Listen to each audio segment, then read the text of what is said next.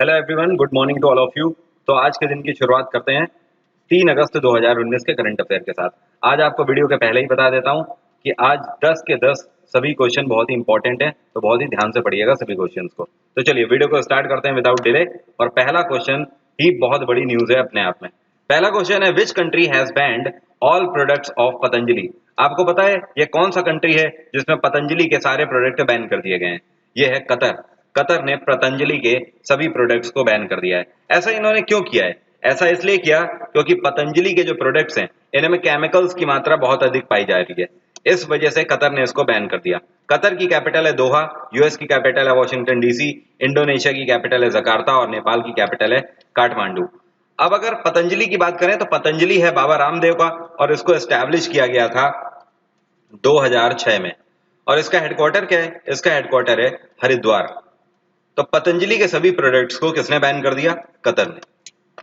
Next question है, we have celebrated Earth Overshoot Day 2019 in which date. हाल ही में हम लोगों ने अर्थ ओवरशॉट डे 2019 मनाया किस दिन?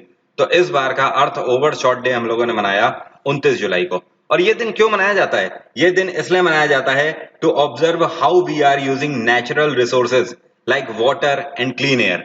इस दिन को बेसिकली हम लोग ये ऑब्जर्व करते हैं कि वाटर जैसे नेचुरल सोर्सेज और क्लीन एयर जैसे नेचुरल सोर्सेज हम लोग किस तरीके से यूज कर रहे हैं। धरती में ड्रिंकिंग वाटर कितना बचा हुआ है और आगे कितने दिन तक हम लोग इसे यूज कर सकते हैं, और इसमें जो प्रॉब्लम्स आ रही हैं उनसे कैसे ओवरकम किया जा सकता है, इन सभी को हम लोग एनालाइज करते हैं, आकलन करते हैं इस दिन, जिसको हम लोग अर्थ ओवरशॉट डे के रूप में मनाते हैं।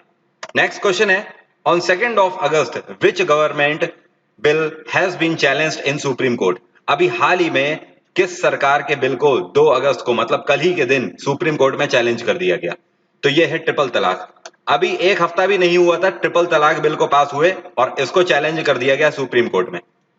इसको चैलेंज किया है केरला की एक संस्था है जिसका नाम है समस्त केरला जमीयतुल उलमा। इसने इसको चैलेंज कर दिया इस बिल को सुप्रीम कोर्ट में। आपको बता दूं ये जो ग्रुप है केरला का, ये सबसे बड़ा रिलीजियस ऑर्गेनाइजेशन है सुन्नी मुस्लिम्स का भारत में। ठीक है, तो जितने भी सुन्नी मुस्लिम्स हैं उनकी रिलीजियस ऑर्गेनाइजेशन है ये। इसने ट्रिपल तलाक को सुप्रीम कोर्ट में चैलेंज कर दिया। इस ऑर्गेनाइजेशन का कहना है कि ट्रिपल तलाक का सिर्फ और सिर्फ मतलब ये है कि जो मुस्लिम हस्बैंड्स हैं उनको प्रताड़ित करना। ओके, तो अब देखते हैं आगे क्या होगा। जो भी होगा उसके लिए मैं आपको अपडेट करता रहूंगा। फाइनली न्यूज ये है कि ट्रिपल तलाक अभी पास ही हुआ था कि इसको चैलेंज कर दिया गया है सुप्रीम कोर्ट में। नेक्स्ट क्वेश्चन है, recently which bank has reported net profit of ₹2312 crore for first quarter of the year. 2019 के पहले क्वार्टर में मतलब अप्रैल, मई और जून, इन 3 महीनों में 2312 करोड़ का शुद्ध लाभ दर्ज कराया है स्टेट बैंक ऑफ इंडिया ने। आपको मैंने कुछ टाइम पहले अभी बताया था कि बैंक ऑफ बड़ौदा ने भी अपना नेट प्रॉफिट दर्ज कराया है। बैंक ऑफ बड़ौदा ने अपने फर्स्ट क्वार्टर का नेट प्रॉफिट दर्ज कराया है 710 करोड़, और स्टेट बैंक ऑफ इंडिया का कितना है? 2312 करोड़, इसके 3 गुने से भी ज्यादा। स्टेट बैंक ऑफ इंडिया का हेडक्वार्टर है मुंबई और इसके चेयरपर्सन है Rajnish Kumar. State Bank of India की मैनेजिंग डायरेक्टर अंशुला कांत अभी हाल ही में वर्ल्ड बैंक की सीएफओ बन गई है, चीफ फाइनेंस ऑफिसर बन गई है। ओके, और बीओबी का हेडक्वार्टर क्या है? इसका हेडक्वार्टर है वडोदरा। इलाहाबाद बैंक का हेडक्वार्टर है कोलकाता और पीएनबी का हेडक्वार्टर है नई दिल्ली। नेक्स्ट क्वेश्चन है, which organization said now directors of public sector banks will be elected by a committee in which there must 1/2 independent director. देखो पहले क्वेश्चन का मतलब समझो ठीक से। आपसे कह रहा है ये कौन सी ऑर्गेनाइजेशन है जिसने अभी ये कहा है कि जो डायरेक्टर होंगे पब्लिक सेक्टर बैंक्स के, इनको जो इलेक्ट करेगी कमेटी, इस कमेटी में 1/2 मतलब कि आधे मेंबर इंडिपेंडेंट डायरेक्टर होने चाहिए। देखो अभी तक क्या होता था कि जब किसी भी बैंक के डायरेक्टर नियुक्त किए जाते थे तो वो जो कमेटी फैसला लेती थी उसमें उसी बैंक के डायरेक्टर होते थे। ओके, लेकिन अब क्या है, आरबीआई ने गाइडलाइन दे दी है, यहां पर आप आरबीआई कर लो। ऐसा आरबीआई ने कहा है कि ये जो कमेटी होगी इसमें आधे मेंबर तो उसी बैंक के होंगे, लेकिन आधे जो डायरेक्टर्स बैठेंगे ये इंडिपेंडेंट डायरेक्टर होंगे। समझ आ रही है बात? या तो ये किसी और बैंक्स के हो सकते हैं या फिर किसी अनदर संस्थाओं के हो सकते हैं जो कि फाइनेंशियल संस्थाएं हैं, जैसे कि वो आरबीआई के भी हो सकते हैं, फाइनेंस कमीशन से भी ऑफिसर्स आ सकते हैं, सेबी से भी आ सकते हैं, ठीक है। सो ये बेसिकली ग्रेट मूव है रिजर्व बैंक ऑफ इंडिया के थ्रू, इससे ट्रांसपेरेंसी और ज्यादा निखर के आएगी। और रिजर्व बैंक ऑफ इंडिया का हेडक्वार्टर क्या है? आरबीआई का हेडक्वार्टर है मुंबई, और इसके गवर्नर है शक्तिकांत दास। शक्तिकांत दास आरबीआई के 25वें गवर्नर हैं, ध्यान रखिएगा।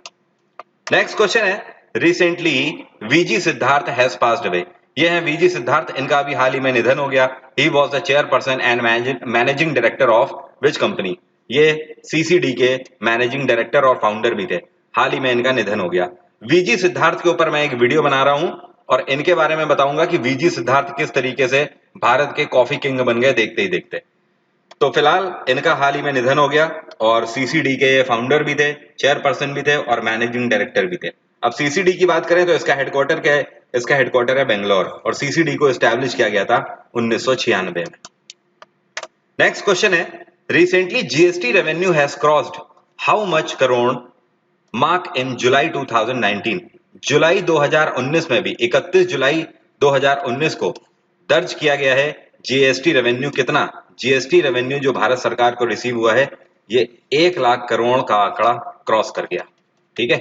सो भारत सरकार अल्टीमेटली जीएसटी रेवेन्यू से काफी फायदा मिल रहा है भारत सरकार को। पहले जो टैक्स की चोरी हो जाती थी वो चोरी अब नहीं हो पा रही है जीएसटी की वजह से, और अच्छा खासा रेवेन्यू जनरेट कर रही है भारत सरकार इसके थ्रू। सबसे बड़ी चीज यहाँ पर ट्रांसपेरेंसी, ऑनलाइन होने की वजह से कोई भी बीच में यहाँ पर घालमेल नहीं है। इसके तहत अभी आप लोगों ने कुछ देखा ही हुआ है, बीच में मैंने आपको कई सारे करंट अफेयर के क्वेश्चन ऐसे पढ़ाए हुए हैं जिसमें जीएसटी की वजह से कई सारी ऑर्गेनाइजेशंस के ऊपर पेनाल्टी भी इंपोज करी है आरबीआई ने, ओके, और भारत सरकार ने भी। अब यहाँ पर हम लोगों ने जीएसटी की बात करी है तो आपको पता होना चाहिए जीएसटी को पूरे भारत में अप्लाई किया गया था 1 जुलाई 2017 को। अभी हाल ही में जीएसटी को अप्लाई किए हुए पूरे 2 साल हुए हैं 2019 में। और जीएसटी में कितनी स्लेब है? जीएसटी में 5 स्लेब है।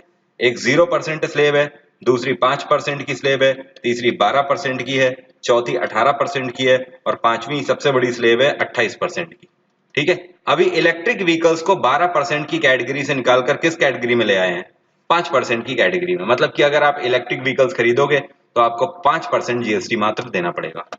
नेक्स्ट क्वेश्चन है, which country has set world record to plant more than 350 million trees in a day? ये कौन सा देश है जिसने वर्ल्ड रिकॉर्ड बना दिया है? मात्र एक दिन में 350 मिलियन से भी ज्यादा पौधे इन्होंने लगाए हैं। ये है इथोपिया। और आपको पता है इथोपिया की कैपिटल क्या है? इथोपिया की कैपिटल है अदिस अबाबा। अदिस अबाबा। और स्वीडन की कैपिटल है स्टॉकहोल्म, केनिया की कैपिटल है नैरोबी, नॉर्वे की कैपिटल है ओस्लो।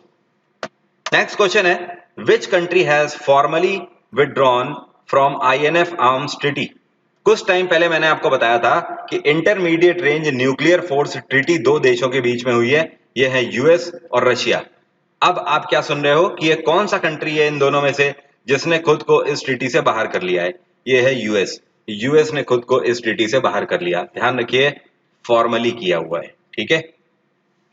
अब यूएस ने इस ट्रीटी से खुद को बाहर क्यों कर लिया है मैं आपको बताता हूं।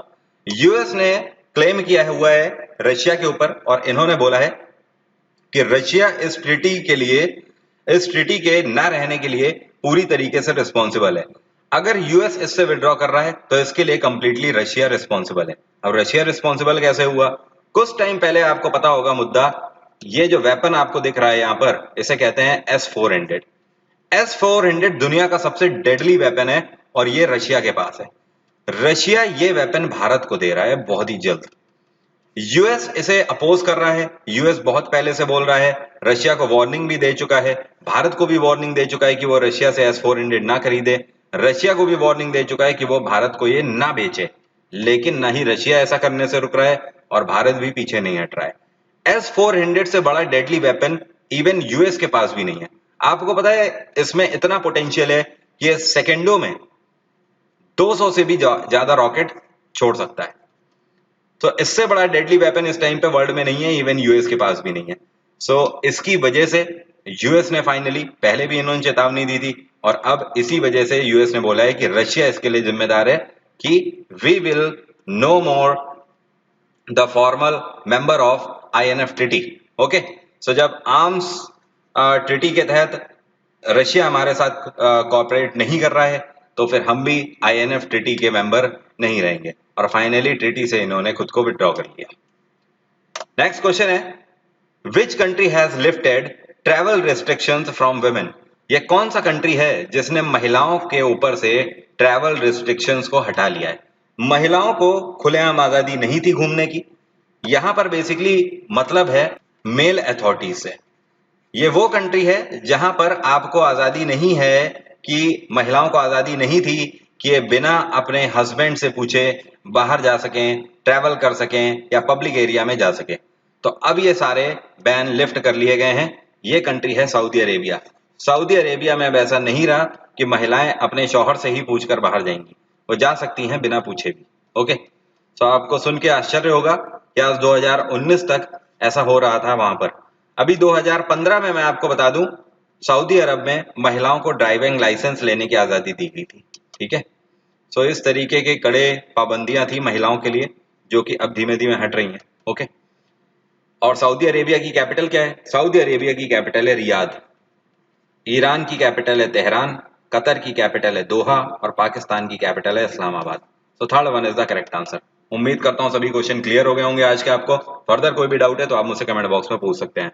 और जरा अपनी स्टूडेंट पावर दिखाइए और वीडियो को ज्यादा से ज्यादा शेयर करिए, लाइक करना ना भूलें। और चैनल को अगर सब्सक्राइब और बेल आइकन नहीं प्रेस किया है आपने तो जरूर कर लें जल्द से जल्द, नोटिफिकेशन एंड अपडेट के लिए। अनअकैडमी पर अगर आपको सब्सक्रिप्शन लेना है तो आप मेरा रेफरल कोड यूज कर सकते हैं, ये है varun.awasthi90s-8150। इसका यूज करके 10% का डिस्काउंट आपको मिल जाएगा। Thank you so much, have a nice day, take care, bye bye, मिलते हैं कल।